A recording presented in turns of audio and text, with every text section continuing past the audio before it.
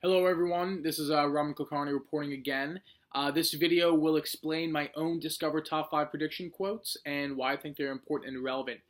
Starting off number 5, I see no good reasons why the views given in this volume should shock the religious sensibilities of anyone. This was Charles Darwin on his famously acclaimed On the Origin of Species.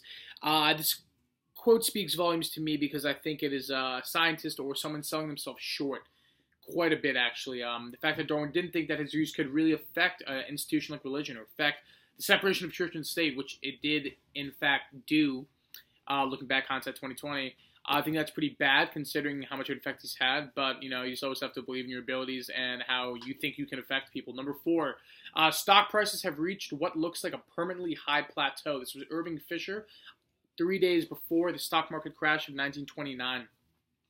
This quote to me speaks volumes about complacency, about how you can get comfortable in your position, what you're doing, how much money you're making, for example, pertaining to this quote, or the success that you're having. This is specific to entrepreneurs, to people doing startups, to people in corporations, how you can get comfortable and you don't feel that need to keep working, to keep innovating, which is generally a problem, which you always have to be doing. You always have to be innovating. Think of new ideas because the consumer changes, the markets change, and you have to account for that. Number 3, remote shopping, while entirely feasible, will flop. As an avid user of Amazon and eBay and other various sources online to do my shopping, this quote is just kind of funny to me, and it's kind of surmising of a fear of a status quo change, right?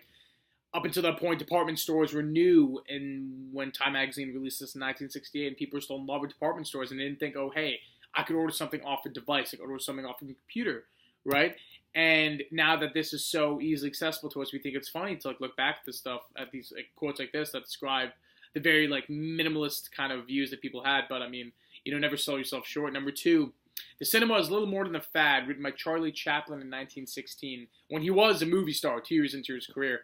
Once again, I think this is a massive quote that speaks volumes to how assessing a fad or assessing a trend that you think is happening through your own singular mindset is pretty dangerous, considering that you're disregarding the mindsets of millions and billions of other people, just like Charlie Chaplin did. And number 1, using Twitter for literate communication is about as likely as firing up a CB radio and hearing some guy recite the Iliad.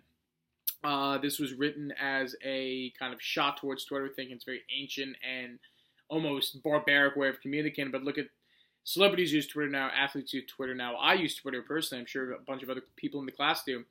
And once again, to try to assess a fad through your own singular mindset, to try to think that this is what people are thinking, or this is what I think, and this is what's going to happen with massive markets out there that you don't have control about is pretty dangerous. And to needing to account for that is a very important facet of trying to get a product out there.